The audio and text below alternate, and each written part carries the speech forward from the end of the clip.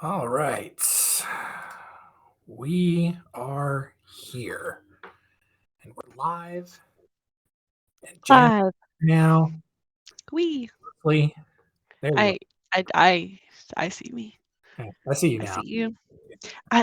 Still freaks me out that these now are like they're not reversed. They show you like other people see you, and it still freaks me out. Yeah, they show Ugh. you what you're supposed to look like. Yeah, I don't like it. I'm used to it at this point because I I already, like living in oblivion. So I already have a have. meeting did it for like 6 seconds, literally like one day, and me and the guy I was talking to just stared at ourselves like the whole time, and then we kept talking about it and how weird it was. It was a productive call. Cool. Cool. All Oh, right. we have I'm Stacy on. also glad Hello, that it just Stacy. automatically starts recording. So, That's handy. and I'm not going to cut this out of the video either. I'm just going to let people enjoy our As they pre-web should. banter. As they should. All right, let me get all this. Let me shut some programs down so I'm on my bandwidth. Yeah. Oh yeah, turned Can off. I Click. screen share? I've done this. Mhm. Oh, well, I think I actually had to do it last time. I feel like you'll be better Am at it. I? Can you see Hey, the slides? I can, yes. Okay. I hope Mhm. they are bigger on They are. everyone's screens Oh. than it is on mine. Yes, it's taking up most of the screen for Okay, me. good. Because it's real tiny on mine right now. All right, cool. Well, Yeah, we can give a sec for people just to get all joined in.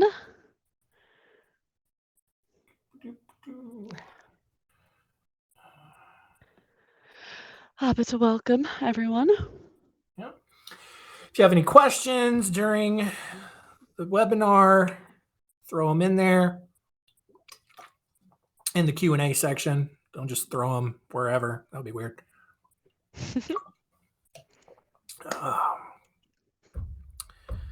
Fun topic this month.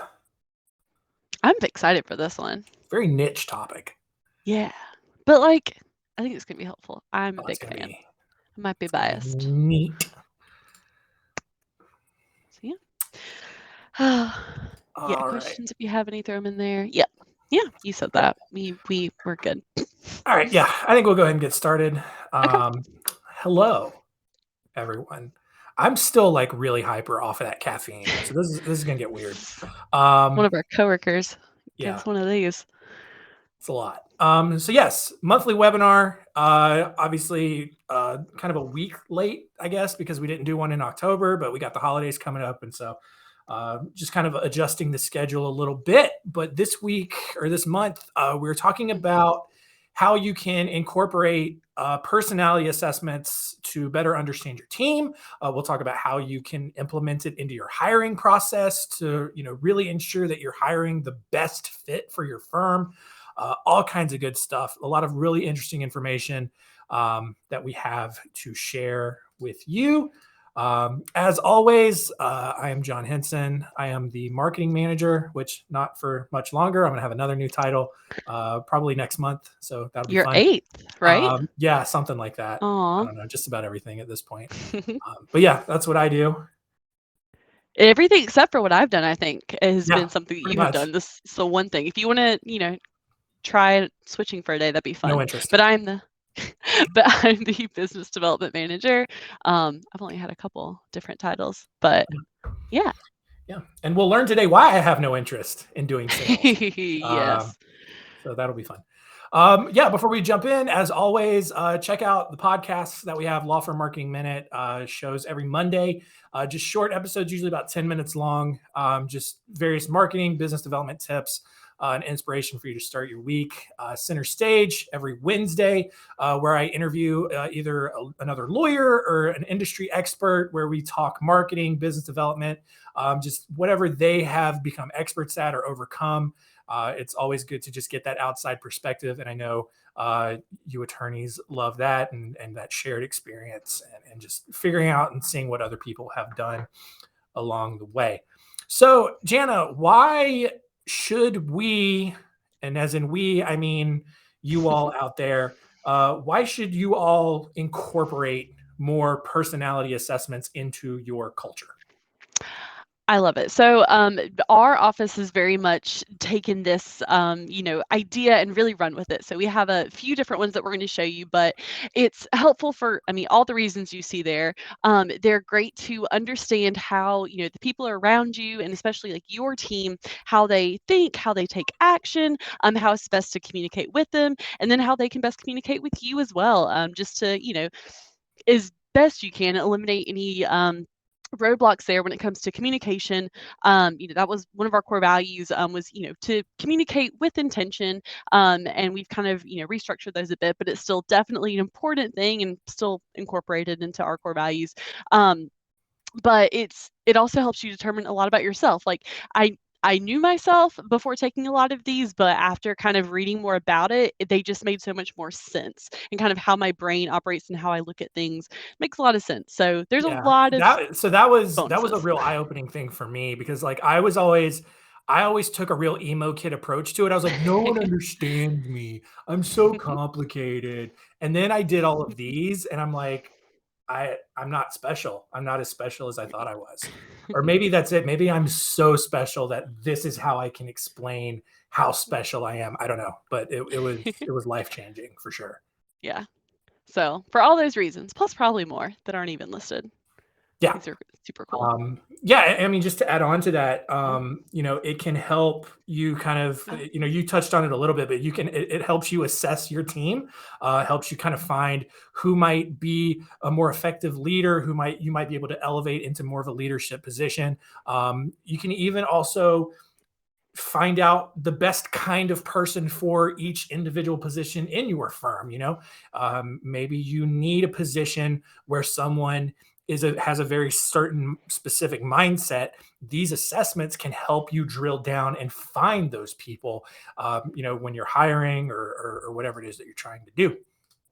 I know So we incorporate some in our hiring process, right? yes, absolutely, Yeah. and we'll talk about that towards the end.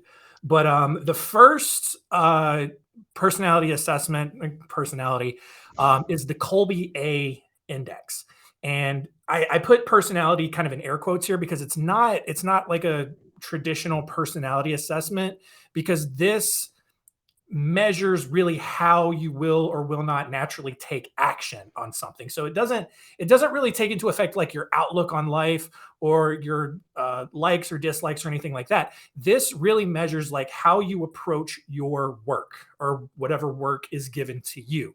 And so the Colby assessment, and we'll show you mine and Jana's results on this. But Colby gives you four scores, basically four numbers based on these four areas. The first one is fact finder, so it's how you gather information. When you are given a project, do you kind of look at all of the information? Do you try to learn as much about it as possible before you dive in, or do you just go head first into it and just whatever happens happens? There are two different people like that.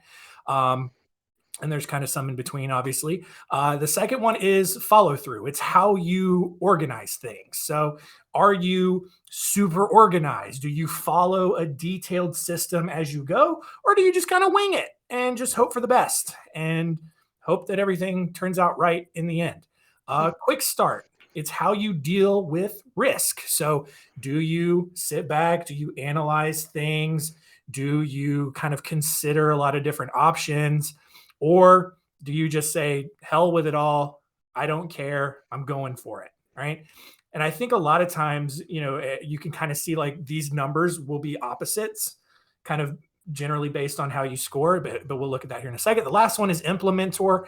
It's just how you handle space, tangible objects. Do you tend to think about how something is going to be accomplished, or are you in there? Are you involved? And are you actually making things happen? So, um, these two graphics here on the right, these are mine and Jana's scores. So mine's on the left here, and our scores are pretty similar. In fact, I think Jana, the first time you took the I was gonna Colby, mention you that. got Yeah. inconclusive, which I don't Yes. know how that happens. So I do, and that's why, like, I actually had a bunch of, faith in kind of this process because the first time I did it, I thought it was some sort of a computer error, but it actually determined that because of the answers I gave, I was in some state of, like, flux or, like, kind of confusion, and it lists off a few potential reasons for that, which could be, um, like moving recently, a new job or new boss, like a position change, like a new relationship, all of those sorts of kind of big changes could cause your results being conclusive. And I had checked off like 4 out of 5 of those. And I was like, oh, okay. So then I waited about a year or so and then took it again and got this. And it determined I was no longer perpetually confused Yeah. about my state of being. Yeah. But it was cool. It was cool to see.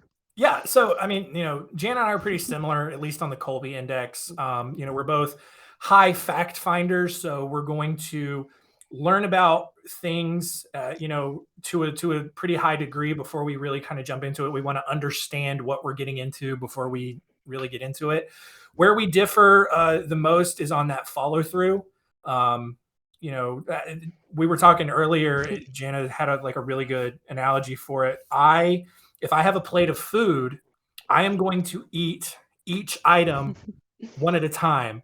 So like I'm going to eat my French fries first, then I'm going to move to my green beans, then I'm going to move to my steak at the end. Jana, on the other hand, most of the time just kind of eats little bits here and there. Yeah, exactly. So yeah, pretty low, quick start. So we're not going to just jump right in, which for a person in sales, that's actually kind of unique. Typically, you want your salespeople to be a little bit higher on the quick start, just kind of constantly going after it. But I don't know, it works for us, I suppose. And then implementer, we tend to just kind of envision how things might work out first before we jump into something. And so that's the Kolbe A. There's 2 other Kolbe indices. You can do the Kolbe B or the Kolbe C. Kolbe B is a little bit more of how people interpret how they do their own work. It's not, it may differ, but it may not be like the most accurate representation of how they're actually approaching their work. Kolbe C is actually a little bit more interesting if you really want to figure out the type of score that you want for a specific position. So let's say you want to hire for a paralegal position. You can take the Kolbe C index in that kind of sphere of what a paralegal would do. And so it can give you scores based on a specific position. Prices for a Kolbe is $55 per assessment. Pretty good investment, I think, especially if you really want to learn more about your team. You get to retake it for free if they determine that you're confused and incomplete. So I got to retake it. Oh God! All right, moving on here. The second one is the Clifton Strengths. If you've heard of it before, you probably know it more as the Strength Finder assessment. But basically, this is a really big assessment. I think it's like 150 questions, if I remember correctly, that measures 34 different strengths in 4 different domains. That just really measures how you think, feel, behave, all that kind of stuff. Very important to note with the Strength Finder, and I will explain why here on the next slide. Just because, whatever your 34th ranked strength is, it is not a weakness. It's just your lowest strength. And they are very clear on that. And so it's $50 per assessment. But the reason why I at least harp on this a lot. So here are our results on this to give you some context. So I'm on the left, Jana's on the right. Number 34 for me is positivity. So according to Clifton Strengths, positivity is not a negative trait. I am not naturally a negative person, but positivity is just not my best strength. It is my lowest strength, right? Jana, her lowest strength is harmony. It doesn't necessarily mean that she doesn't get along with anybody. It's just I can't sing. It's not her strongest. It's not her strongest strength, I guess.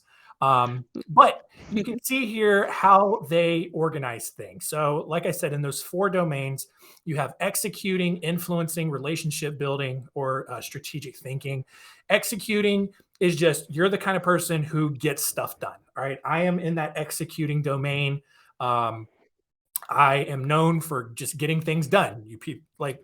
I think that's like my superpower. It's because you ask anybody, it's like, oh yeah, John will get it done, and he gets it done crazy fast. I'm called the wizard around the office. That's why. Influencing, you're just a charismatic person. A lot of um, Typically a lot of business leaders, high profile people, they're that influencing domain or theme. Relationship building is you are able to generate good rapport with people. You have a lot of good uh, communicating skills. Relator, empathy, connectedness, positivity, all that kind of stuff, in how you are able to build relationships. And then strategic thinking let's see, aren't you on the strategic side? So yeah, I am, yeah. what does that mean? I forget. Yeah, so that one, so people with like the strategic thinking one, they're very like analytical, very much so love data, which I like geek out on. And whenever we are thinking of a decision, it's very like logical and very based on those like data and analytics. Yeah. So So yeah, mm, and that that's makes a fair. lot of sense. And just kind of looking, so yours is almost split evenly between strategic and influencing, which makes a lot of sense. You're very personable. You're, more of an extrovert in terms of just how relational you are. Mine is, I mean, 2 through 6 is Executing. executing, and then it's kind of surrounded by a little strategic, but in general, more of an executing. But yeah, all of these, all of these strengths have their own specific definition.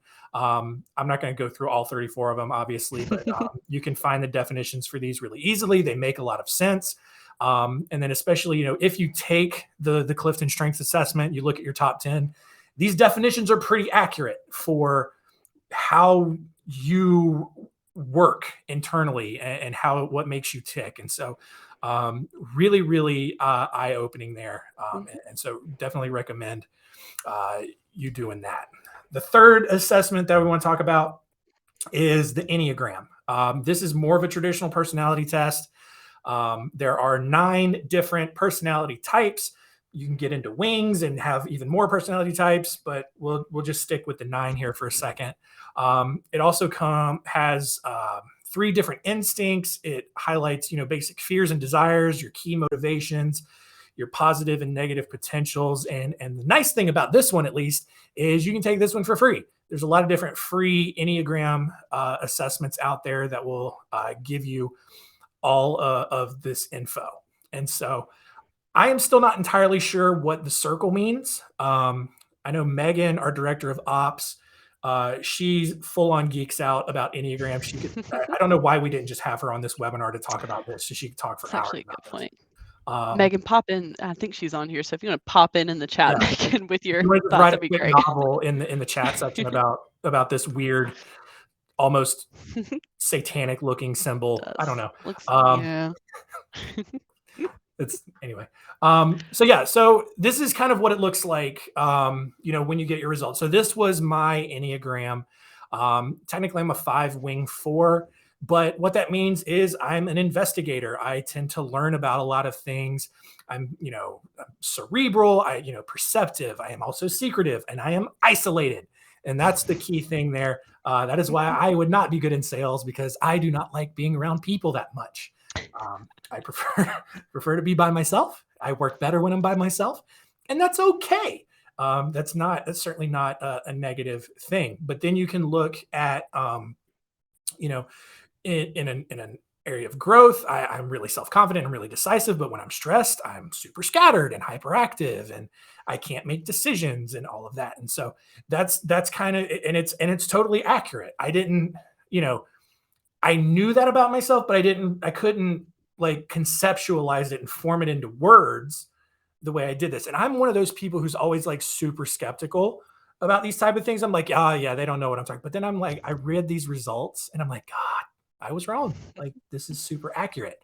The other thing, and I don't remember if I mentioned this or not, is you have a triad of emotion. So, do you think with your gut? Do you think with your heart? Or do you think with your head or feel, or however they put it? And based on your Enneagram number, that's kind of where you are. And so I'm kind of in that five, mostly in that five. So I'm very logical. I tend to think with my head and all that kind of stuff. And so, um, the last thing is, the positive and negative potential. So, if you're in a really good place mentally, you're performing really well. For me, it's all about curiosity, perceptiveness. I'm all about acquiring knowledge. I write a lot of books. I do a lot of research. That's absolutely me. When I'm not in a great place, and it happens sometimes, I can fully admit that. I get all speculative. I get emotionally detached. With that's a real fun me to be around for sure. I get super isolated. I get really weird and eccentric. And I don't, so it's super accurate. And I can't. So I'll let Jana then talk about her results now and kind of show how much different like people can be. Yeah. So yeah, the weird thing, not weird, but like, so John was a 5 and I'm a 6, which are, right beside each other, but they're still so different. So I am a 6 is like my core number, the loyalist, and then my wing is a 5, which is actually what John is, which kind of, means there's a little bit of overlap there, but still, again, so different. We are both in that head triad where we, think very logically. So that is the part where we're similar. And I think the very funny part about this is that there was actually kind of I guess an error when it came to putting the circle there on the left here, because it gave me 2 stresses instead of a stress and a growth. But I feel like that's very accurate because we can, as a 6, I can be very, very easily stressed out. And you'll see in the kind of unhealthy/negative range, there's a healthy, you're happy, you're healthy, those positive traits, and then there's the unhealthy, which is kind of like at the bottom there, some of those traits that you have, and stress is definitely one of them. And as we saw in my other one, competition was my number 3, and here we can see that I can be very competitive. So you can see after doing multiple ones how they all intertwine. But I mean, my positive traits on the other end are that I do emotionally bond with others, which is why empathy was my very top one on my Clifton Strengths Finder. So it's really cool to see them all intertwine. I have my thing that tells me what my growth is. In good times, I'm relaxed and optimistic. So you'll see a picture of these in a sec. But one of the other cool things that we did that I wanted to mention that you'll see in the next slide too is that we kind of incorporated these into our like office life. So we all have these cool little placards. I don't know if that's what you call them, but we all knew each other's numbers, and you'll see John's in a sec. But yeah, this is what mine is, and I think it's definitely head on or spot on, because my negatives certainly can ring true, and I'm sure John can probably attest to seeing a couple of those pop out in stressful times. You don't have to be that, that affirmative, but I mean, it's nail on the head, more so than probably any of them, for sure. Yeah. And so, and if any of you have taken Enneagram or Clifton Strengths or anything like that, feel free to share what your Yeah. number is or what your scores Yes. were in the Q&A. I would love to hear that from everybody. But so let's talk about like how you can integrate this into I your jumped the work gun. culture and all of that. So like Jana mentioned, so what we did, and Megan had a big part in this, is we got these cool little things made. Like we got the little name placard. So it has our Enneagram number, but then it also has the color for our Strength Finder, Clifton Strengths domain or theme or whatever the case is.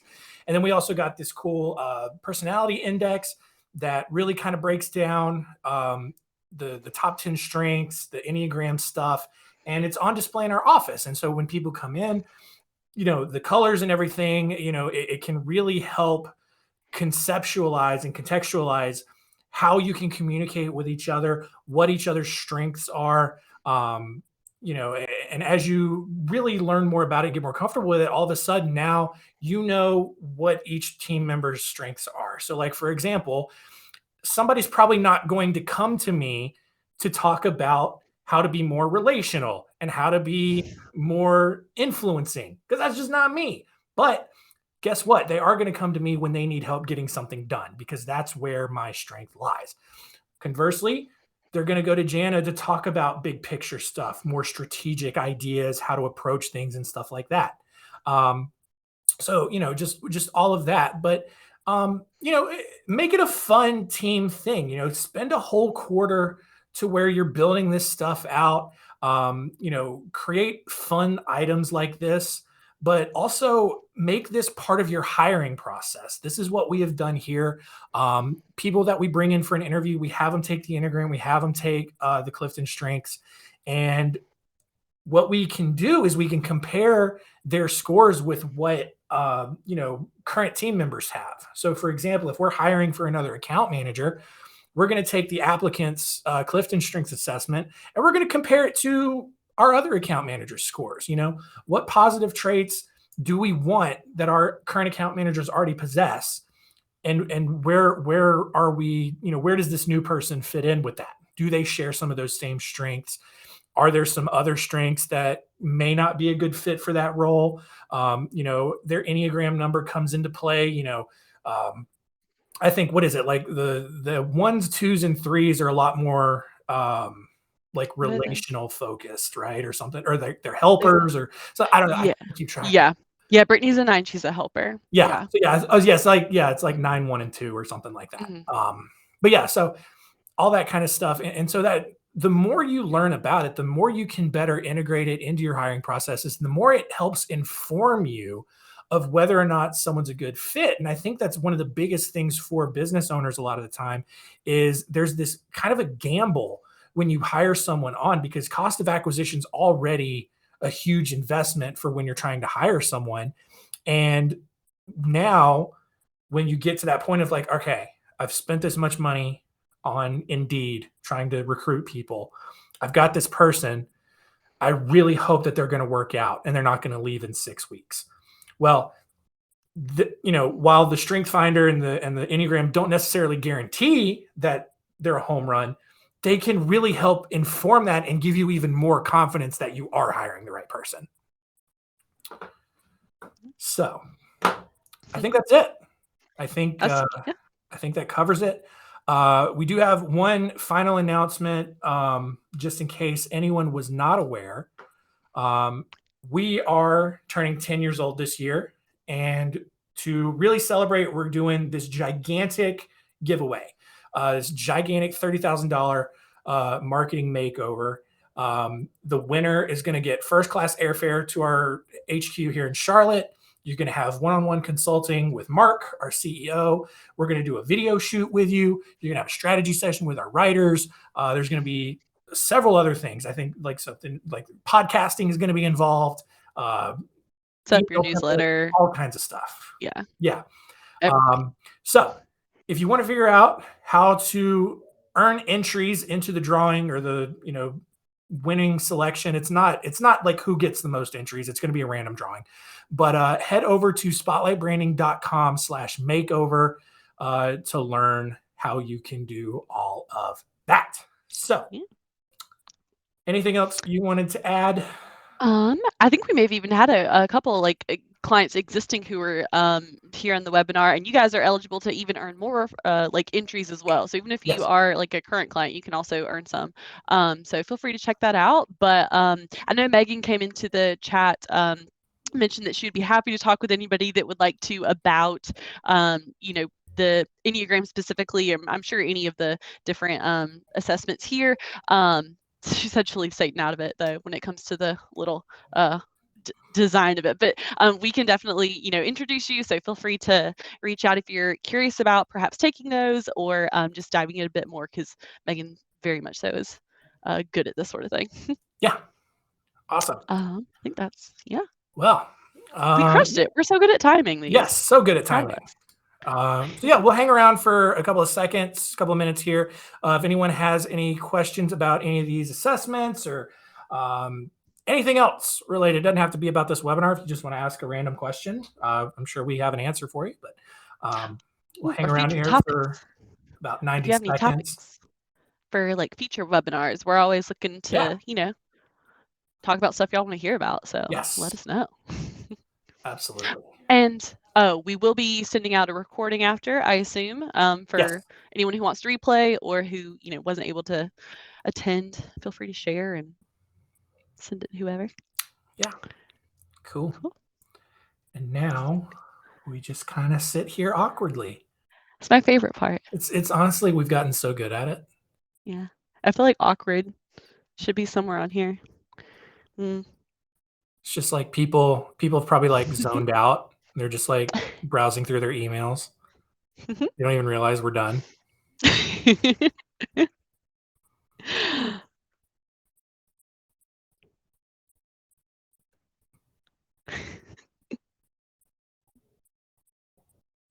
So You're quiet. making it weird now. I'm making it real weird. I'm trying to see how far I can take it. See, one of my weaknesses, what should be number 35, is my ability to allow silence for an extended period of time. I have to jump in. Yeah. I love it. That's my 35th. The quieter, the better. Well, see, that's why isolation. Yeah, exactly. All right. Well, that's going to do it for us here this week or this month. Thank you all for joining us. Thank you for registering. We do hope you enjoyed it. If you do have any other requests or topics that you want us to cover in the future, definitely let us know. You can email either me or Jana, John, John at Spotlight Branding, or Jana, Jana at Spotlight Branding. But yeah, thank you all. That's going to do it. We'll see you next time. Bye.